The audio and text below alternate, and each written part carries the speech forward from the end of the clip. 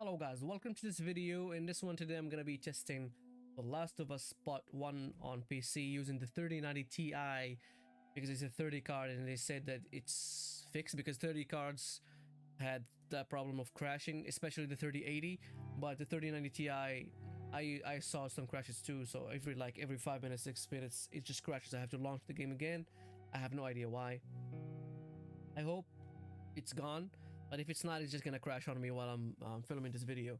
So the 3090 Ti is paired with a i5 13600K. I think that's the best CPU for it. It doesn't need like a much powerful CPU unless you're gonna play like competitive and you want that 1080p really high performance. Yeah, so and the RAM is like 32 gigs of RAM. That's running at 68 mega transfers per second or megahertz, whichever one you want.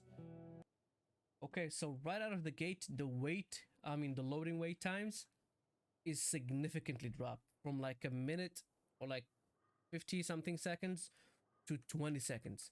I know that the PS5 does it like in 12 to 15 seconds, but 20 seconds, 18 seconds, sometimes it's 18 seconds on PC if it's like, I don't know why, but sometimes it's like 18 seconds.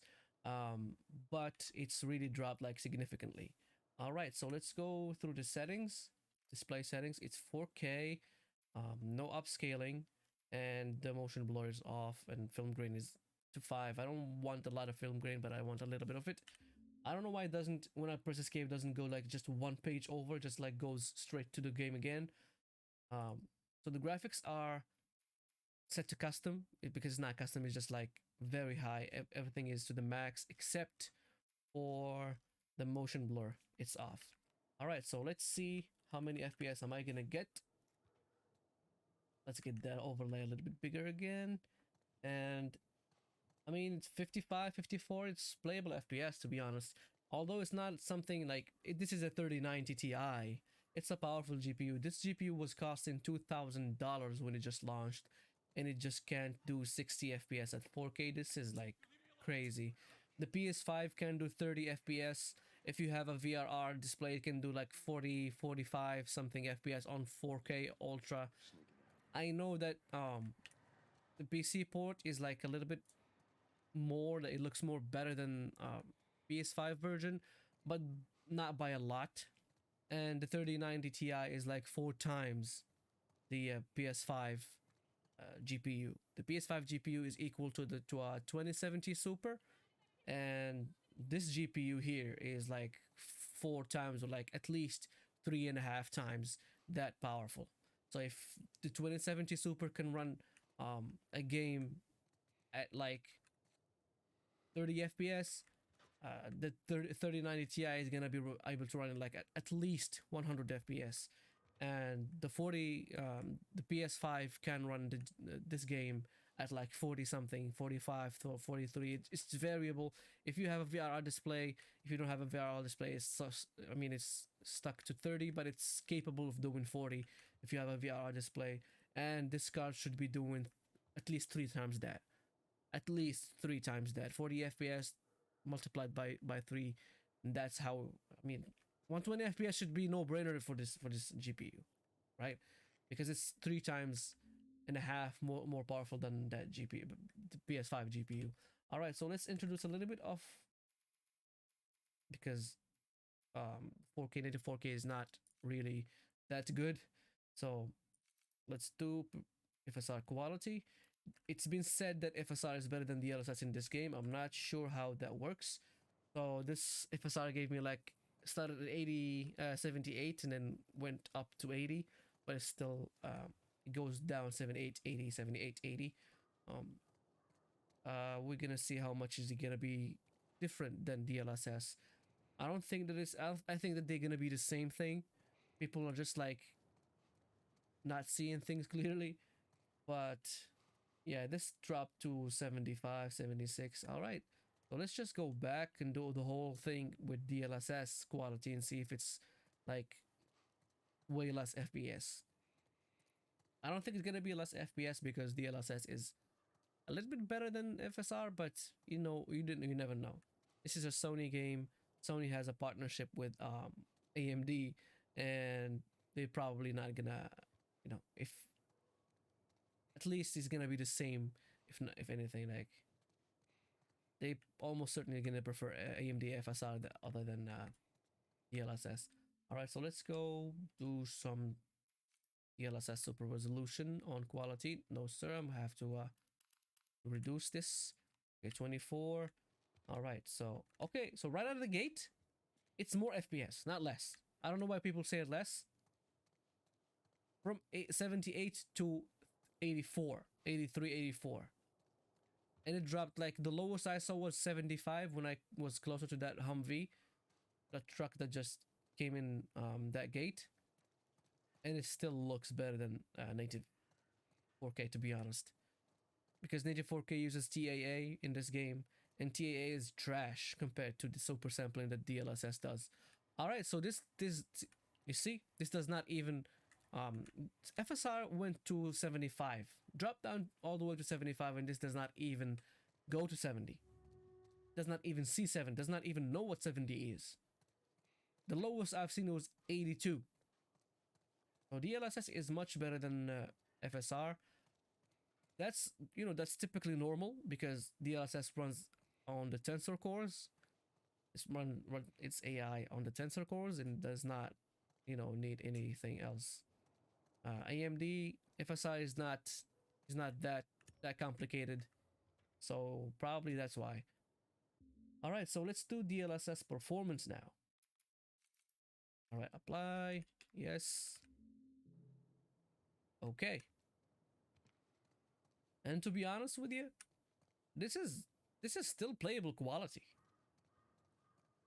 I would play it like this over the performance mode from the PS5, because the PS5 performance mode give you 1440p. It's a little bit upscaled to oh yeah, so you see that the gate flickers a little bit in performance, but that does not matter, to be honest. You know, faraway object, they do not matter. So the PS5 can do 80 to 90 FPS indoors. Sometimes it's like 120 FPS, to be honest, with the performance mode, but it's not as clear as this. This looks very, very, very clean.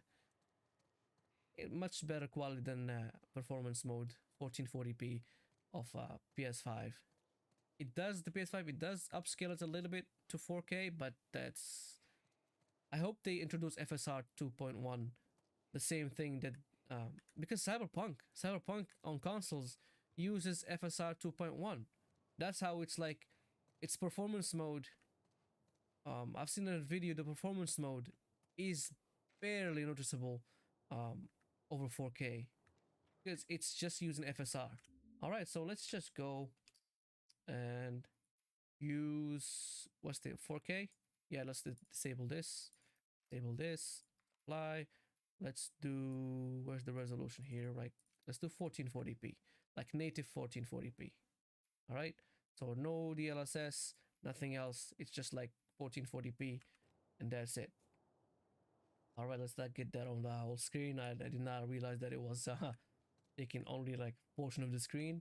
All right, so native 1440p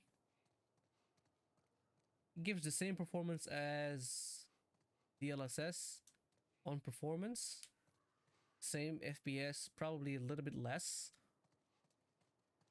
but it's way, way bad. Those gates were not flickering, at least, but that does not matter. Performance DLSS is still way better than native 1440p.